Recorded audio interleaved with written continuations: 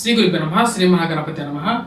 5 July నుండి 21 July వరకు చంద్రమాన అనుసరించి గోచర రీత్యా ఈ యొక్క వారం ఎలా ఉండబోతుంది అనేది చూద్దాం. కన్యా రాశి వారికి గ్రహస్థితి గమనించినట్లయితే షష్టమంలో ఈ రాశి వారికి శనిగ్రహ సంచారం జరుగుతున్నది. అనుకూలమైనటువంటి స్థితిలో శని సంచారం జరుగుతున్నది.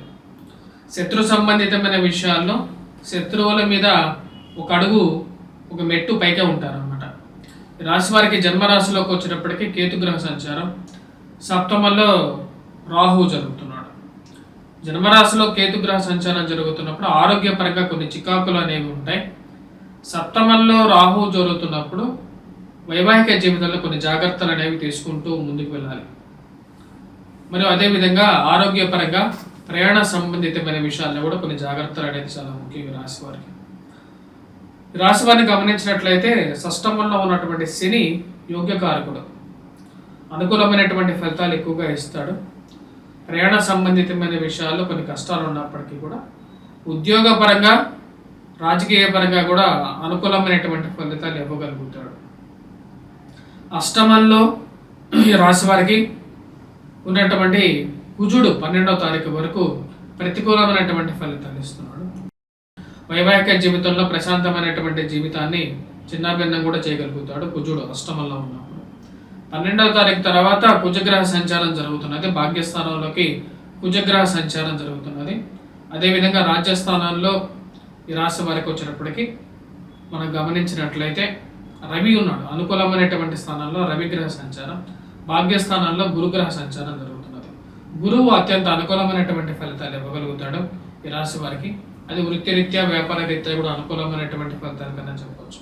గురుగ్రహ సంచారం ఎప్పుడైతే ఈ రాశి వారికి భాగ్యస్థానంలో జరుగుతుంటుంది ఈ సంవత్సరం మొత్తం కూడా ముఖ్యంగా పిల్లల యొక్క ఎదుగుదల అనేది అనుకూలమైనటువంటి ఫలితాలు ఇవ్వగలుగుతుంది. అదేవిధంగా సంతాన సంబంధితమైన విషయాల్లో కూడా అనుకూలంగా ఉంటుంది. జీవిత భాగస్వామితో చిన్న చిన్న మనస్పర్ధలు ఉన్నప్పటికీ కూడా 12వ తారీఖు తర్వాత అవి దూరం అవ్వగలుగుతాయి. జీవిత భాగస్వామి ఆరోగ్య సంబంధితమైన విషయాల్లో కూడా అనుకూలమైనటువంటి రికవరీ అనేది ఎదురు చూడొచ్చు అన్నమాట. అష్టమంలో ఉన్నటువంటి కుజుడు ధనస్థానాన్ని చూస్తాడు కాబట్టి అధికమైనటువంటి ఖర్చు, ఇరుగు పొరుగు సఖ్యత విషయంలో కూడా అనుకూలత అనేది 12వ తారీఖు వరకు తక్కువగా ఉంటుంది. సో 12వ తారీఖు వరకు కొన్ని జాగ్రత్తలు అనేవి తీసుకోవాలి. ముఖ్యంగా మీరు మాట్లాడేటప్పుడు జాగ్రత్తలు అనేవి అవసరం. ఖర్చు విషయంలో కూడా జాగ్రత్త అనేది చాలా ముఖ్యం. భాగ్యస్థానంలో ఉన్నటువంటి గురువు యోగ్యకారకుడు ఈ రాశి వారికి. మరియు ఈ యొక్క గురువుతో కుజుడు కలవబోతున్నాడు అన్నమాట. గురువుకి కుజుడికి సమత్వం ఉంది, అంటే మిత్రత్వం అనేది ఉంది కాబట్టి అది పూర్తిగా బాధించదు వీరిని. ముఖ్యంగా వచ్చినప్పటికీ ప్రతికూలమైనటువంటి ఫలితాలు అయితే ఇవ్వదు.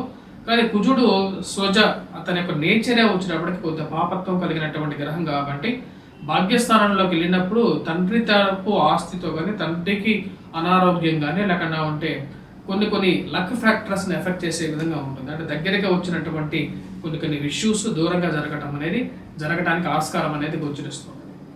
ఆ విషయాన్ని గమనించండి. కాకపోతే రాశి వారికి బాగానే ఉంది, టైం అనేది బాగా కలిసి వచ్చే విధంగానే ఉంది.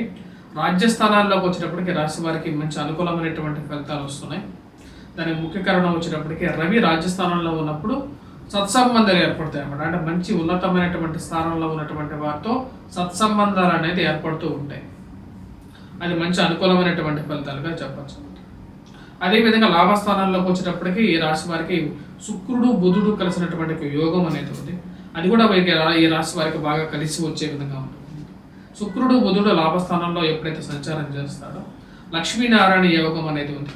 ఇది స్త్రీలతో సత్సంబంధాలు ఏర్పడతాయి అన్నమాట. లాభస్థానంలో ఎప్పుడైతే ఈ రాశి వారికి శుక్రుడు ఉంటాడో ముఖ్యంగా వచ్చినప్పటికీ 6వ తారీఖు నుంచి కలుస్తున్నారు అన్నమాట. శుక్రుడు బుధుడు కలిసి లాభస్థానంలో ఉన్నప్పుడు అనుకూలమైనటువంటి ఫలితాలుగానే చెప్పవచ్చు.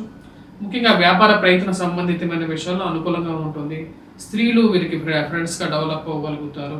ప్రేమ సంబంధితమైన వ్యవహారాల్లో సానుకూలంగా ఉంటుంది. ఇవన్నీ విషయాలు అనేవి కొంచెం పాజిటివ్గానే ఉంటుంది.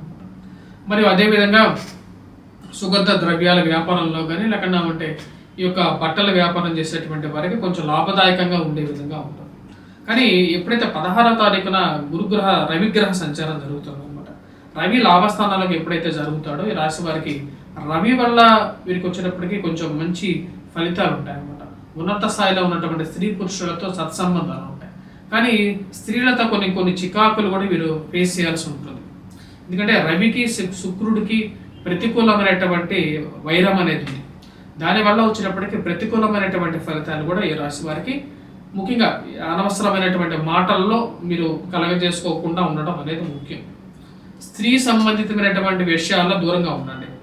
ఎందుకంటే ఒక అడుగు ఒక మాట ముందుకు మాట్లాడినా ఒక మాట వెనక్కి మాట్లాడినా సరే ఆ విషయాలు కొంచెం ప్రతిబంధకంగా ఉంటాయి కాబట్టి అలాంటి విషయాలు కొంచెం దూరంగా ఉండండి.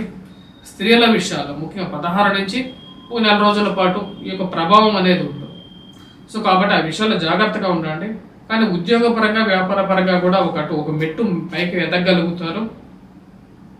మీరు అనుకున్న దానికన్నా ఒక మంచి ఆపర్చునిటీస్ అంటే ముఖ్యంగా వచ్చినప్పటికీ అవకాశాలు కలిసి వస్తుంటాయి అన్నమాట. వీరికి అనుకున్న అవకాశాలు కలిసి రావడం, సమయానికి అనేది ఒక మెట్టు పైకి ఎదగడం అనేది బాగా మంచి అందిపుంచుకోగలుగుతారు. దాని ద్వారా పైకి ఎదగలుగుతారు. ఈ చేస్తున్నటువంటి పరిస్థితి ఏదైతే ఉందో ఈ యొక్క పరిస్థితి అనేది ఈ 2 వారాలు బాగా కలిసి వస్తుంది. ఈ రాశి వారికి మొదటి వారం బాగానే ఉంది, 2వ వారం కూడా మంచి సానుకూలమైనటువంటి ఫలితాలుగా చెప్పచ్చు. మొదటి వారంలో 12వ తారీఖు నుంచి వీరికి కొంచెం మంచి టైం అనేది స్టార్ట్ అవుతుంది. కన్యా రాశి వారికి కొంచెం ప్రతికూలమైనటువంటి పరిస్థితి ఉన్నప్పటికీ కూడా వాటి నుంచి స్లోగా రికవరీ అనేది గత సంవత్సరంతో పోల్చుకుంటే రికవరీ అనేది బెస్ట్గానే వీరికి ముందుకు తీసుకెళ్ళగలుగుతారు. వివాహ జీవితంలో కొన్ని సమస్యలు అనేవి ఎప్పుడూ జరిగేటువంటి సమస్యలు అని చెప్పి మీరు తెలుసుకుంటారు. ఆ సమస్యల నుంచి మళ్ళీ భార్యాభర్తలు అన్యోన్యంగా ఉండాలి అని చెప్పి ఒక రాజీకి రావటం అనేది ఒక శుభపరిణామంగా మీరు ముందుకు తీసుకెళ్ళగలుగుతారు. రాబోతున్నటువంటి గ్రహస్థితుల మార్పు అనేది దానికి సహకరించగలుగుతుంది. అష్టమం నుంచి కుజుడు భాగ్యస్థానంలోకి మారినప్పుడు ఆ యొక్క పరివర్తన అనేది మీరు చూడగలుగుతారు. జీవితంలో ఎన్నున్నా సరే మన కుటుంబం అనేది ముఖ్యమైన విషయానికి మీరు రాగలుగుతారు.